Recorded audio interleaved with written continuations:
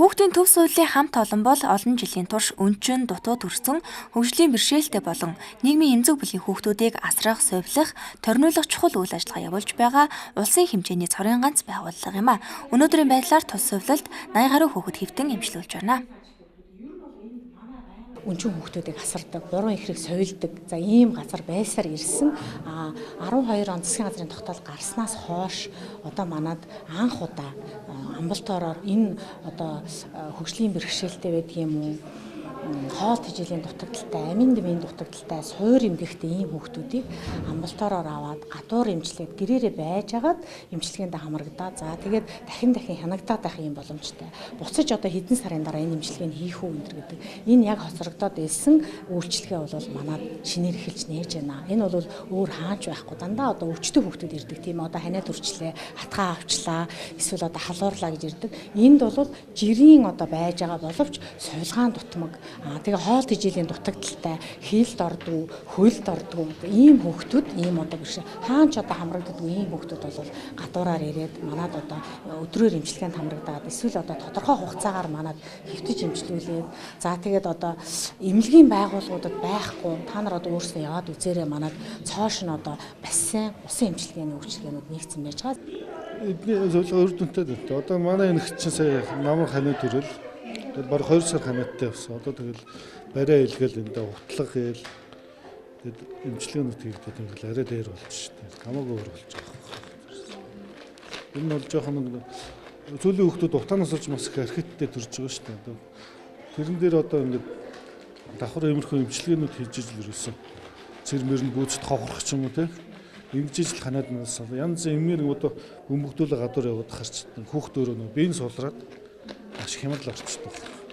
Одоо энэ ихний нөхрөө надад барилдаад өгөөч. Хүүхд ирэл бол тэгэл чи хэдээр ядчирч ирсэн ч гэсэн ад жаргал бэлмэ гэдэг шиг тэгэл хамгийн марлал шүү дээ. Хэвтэн эмчлүүлж байгаа хүүхдүүдтэй зөвхөн сувилах, асрах, сэргээн засах үйлчилгээ үзүүлдэггүй. Шинээр усан эмчилгээ хэмээх, цогц үйлчилгээ үзүүлж байгаа хэмээн тус төвийн эмчнэр ярьж байна. Хөдөлгөөний хоцрогдлоо болон хөгжлийн бэрхшээлтэй булчин судлалтанд чангарсан нэмэгдүүд орно. Тэгээд манайх болохоор энийг оруулахдаа болохоор 7 хоногт 3 удаа оруулж байгаа. За 7 хоногт 3 оруулалтаа болохоор 1 удаа орохдоо болохоор 15 минутаар ордог байгаа. За энэ болохоор одоо хүүхдийнхээ булчин судалж өгөөд одоо чангарсан хүүхдүүд байгаа тэрийг суулж өгөөд эндээ оруулахдаа бид нар бас юу яаж өгдөг байгаа юм. Энийг одоо 50 грамыг хийж оруулаад тэгээд дасгал хөдөлгөөн бас хийлэгдэг байгаа. Энэ болохоор цусны хангамжийг сайжруулдаг нь захын судцыг тэлж өгнө, булчин суулж өгөх зорилготой. 5 аршаанд болохоор хийг дарах үйлчилгээтэй мөн ядаргаа тайлна. Ийм үйлчилгээтэй ингээ 3 юугаар л манайх 7 хоногт одоо 3 удаа ээлжиж оруулдаг байгаа. Мөн сулдаа цус багадалт тураал зэрэг суур өвчтөе хүүхдүүдэд онцгой хоолой шаарддаг байна. Тиймээс эцэг эхчүүдэд тус төвийн хоол зүйч ийм зөвлөгөө өгсөн юм а. Яг ямар өвчтэй байна те жишээ нь одоо ингээд цус багталтанд өртсөн хүүхэд байлаа гэж бодоход за яг тэр цус багталтанда тохируулаад тэр өвчин тохирсон хоол хүнсийг насанд нь тохируулсан те зөв зохистойгоор одоо хүүхдийг хооллох хэрэгтэй байдаг. Энд чинь юуг анхаарах вэ гэхээр төмрөөр баялаг хоол хүнсийг түлхүүн анхаарах хэрэгтэй. Дээрэс нь одоо манай монголчуудын одоо жимс ногооны хэрэглээ маш бага байдаг. Тийм болохоор жимс ногооны хэрэглээгээ түлхүү оруулж өгөөд төмрөөр баялаг хоол хүнсийг нь оруулж өгөх зүйтэй эзэг. Хүүхдийн төв сувилалт хот хөдөөгийн хүмүүс хараалал харгалзахгүй үн төлбөрийг өөрчилөх боломжтой. Мөн залуу ээжүүд хүүхдээ бойжуулах сургалт зөвлөгөөг тус төвийн сувилагч нараас ирж авах боломжтой юм байна. Манад бол дутуу төрсөн яра, тэг гүйцэд нэраа гэдэг тийм цуглал байгаа. Тэнд бол нөгөө хүүхдүүдээ нөгөө нэг анхны төрөгчд бол инженер бол хүүхдээ усанд оруулах, хамар цэвэрлэх, хүүд цэвэрлэх, тэгээд нөгөө көхөө хөхүүлэх тэр бүгдийг бол мэдэхгүй ирдэг. Тэгээ бид нар яг усанд оруулах бол стандартын дагуу усанд оруулаад ээжийн хажуудыг усанд оруулаад ээжт нь яг усанд оруулах юуг зааж яадаг, үзүүлдэг.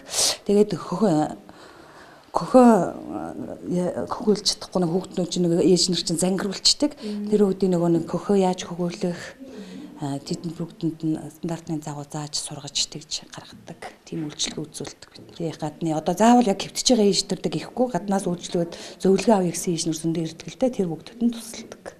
Дутуу төрсөн болон Иран сүлдээ тураал зэрэг тусламж үйлчлэг авах шаардлагатай бол хүүхдийн төв сувлын хаалга үргэлж нээлттэй гэдгийг нээлттэй удирдлагын хүн эрдэд хэлж байсан юм а. Мөн шинээр өдрийн үйлчилгээ болон гэрээр үйлчлэх үйлчилгээгч нээсэн байна. Хүүхдийн төв сувлаас Light News мэдээллээ.